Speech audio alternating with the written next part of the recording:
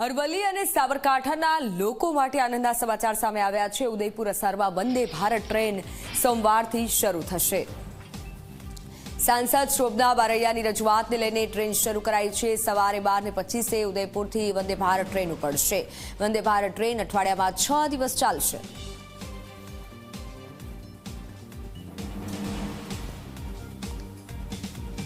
મંત્રી શ્રી અશ્વિની વૈષ્ણવજીએ આગામી 16 ફેબ્રુઆરીએ એક વંદે ભારતની શરૂઆત ઉદયપુરથી અસારવા કરી છે।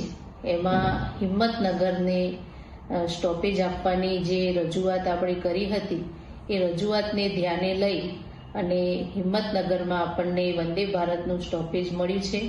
તો સાબરકાંઠા અને અરવલ્લીની જનતા સૌ એમના આભારી છીએ અને વંદે ભારત જે અરવલ્લીની ગિરિમાળાઓમાંથી પસાર થશે આ સૌના માટે આ ક્ષણ એ ખૂબ જ ઉમંગ અને ઉત્સાહથી ભરી દે અને સૌની યાત્રા એ સુગમ અને સરળ બને એ હેતુથી આ રેલવેની શરૂઆત કરવામાં આવી છે।